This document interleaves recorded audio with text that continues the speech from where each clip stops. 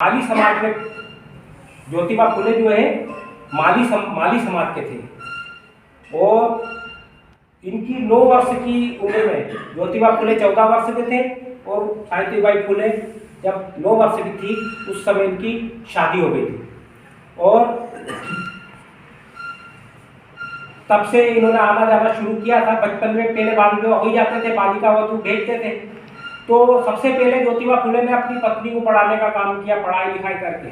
तो हर जो भी कोई घटना घटती है उसके पीछे कोई ना कोई तारीख रहता है। जैसे आप गांधी जी को अगर अफ्रीका में काला गुली कह करके अगर अंग्रेज लोग ट्रेन से उठा के नहीं फेंकते तो मैं समझता हूँ महात्मा गांधी भारत के राष्ट्रपिता महात्मा गांधी नहीं होते। उनको ठेस लगी और उन्होंने कसम खाई कि मैं इन अंग्रेजों को भगा करके रहूँगा देश से। और उन्होंने अहिंसात्मक तरीके से लोगों को जागरूक किया और आज़ादी का आंदोलन शुरू किया। ऐसे ही बाबा साहब अम्बेडकर का भी सामान, जब वो महाराजी गायकवाड़ से उनका पेक्ट था कि मैं पढ़ने विदेश आपको भेजता हूँ स्कॉलरशिप दी, उन्होंने तो वहाँ से पढ़ के आओगे तो मेरे राज्य में आप सचिव का पद रहोगे, जिसको अपन मंत्री कहते हैं, उस पद पे नौकरी करोगे। तो उन्होंने नौकरी करी तो कोई कमरा देने के लिए तैयार नहीं थे क्योंकि वो मार थे।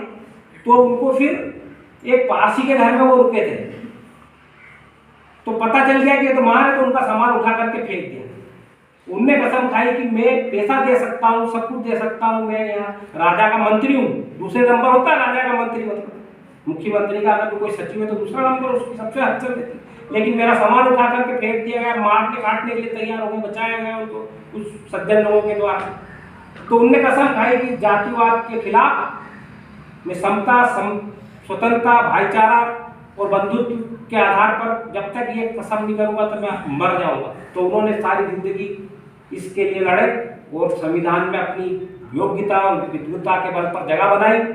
मजबूरी में चुनना पड़ा क्योंकि उनके समय उनके बाबा को पढ़ा लिखा था, सारे संसार के संविधानों का केवल उनके पास अध्ययन था, सारे संसार के सबसे ज़्यादा डिग्री थी। और हमारे देश के नेहरू जी ने, गांधी जी ने भी फिर उनको माना गया। गांधी जी ने तो ये तक कहा कि डॉक्टर अम्बेडकर के अलावा कोई है नहीं भारत में जो संविधान को इच्छा से लिख सके। और उनको अवसर दिया, मौका मिला और उन्होंने उसको करके दिखाया। और आज हम जैसे चमार जाति के लोग भी आपके बीच में बराबर से बैठे, तो ये निश्चित रूप से ऐसे महापुरुषों की देन है। ऐसे ही कार्ल मार्क्स को वो कमरे का किराया नहीं दे सके थे।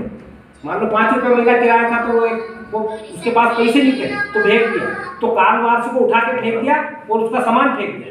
तो उन्होंने आर्थिक क्रांति की जिसको सारे संसार में जाना जाता है। तो ऐसे ही सावित्रीबाई फुले के जो पति थे ज्योतिबा फुले, इनके भी एक मित्र थे, वो ब्राह्मण थे। क्या शर्मा, वो ब्राह्मण मित्र थे, उनकी बहुत अच्छी दोस्ती थी। इतनी दोस्ती थी उनकी कि वो लंगोटिया आया थे, बिल्कुल एक के प्रति एक उनकी मतलब वफादारी थी और सब हमेशा साथ रहते थे और एक दूसरे बहुत प्यार करते थे। तो उन्होंने अपनी शादी में उसको ज्योतिबा फुले साहब को आमंत्रित कर लिया।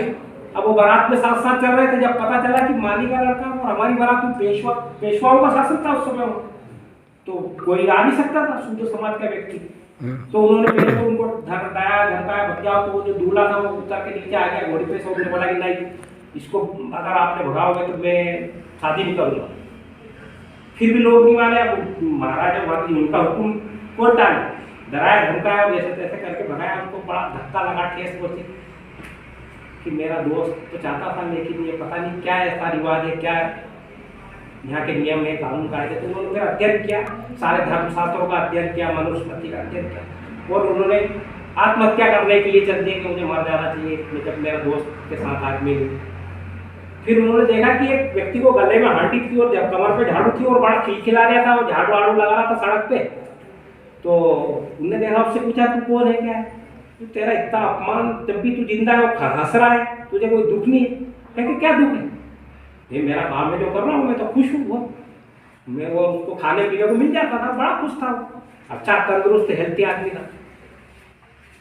ज्योतिबा फुले ने कहा कि देखो मेरा तो इतना सा अपमान हुआ, इसमें मैं मरने चल दिया, मुझे मरना नहीं चाहिए, ये भी तो जिंदा है, इसका कितना अपमान है।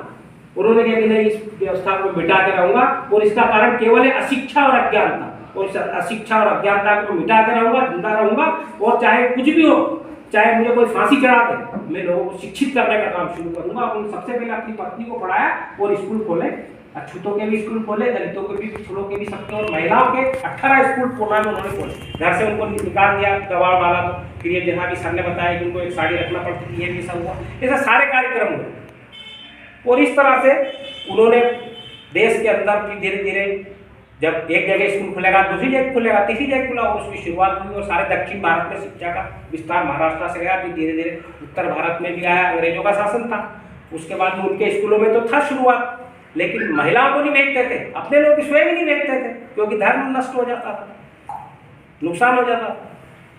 तो सावित्रीबाई फुले का इतना बड़ा साहस उस जमाने में, ये वाकई में एक नमन माता जी को जिन्होंने उसकी शुरुआत की। और मैं तो मध्य प्रदेश सरकार और शिवराज जी को भी इसके लिए धन्यवाद देना चाहूँगा कि उन्होंने एक आदेश निकाला। इस कैलेंडर में पहले नंबर पे माई साहब का नाम है कि 3 जनवरी को उनकी जयंती कैलेंडर मनाई जाए, और आप सब लोगों ने सहयोग किया, इसके लिए बहुत बहुत धन्यवाद। अब मैं आदरणीय शर्मा जी से भी अनुरोध करूँगा कि आप भी 2 शब्द कहें उनके सम्मान में।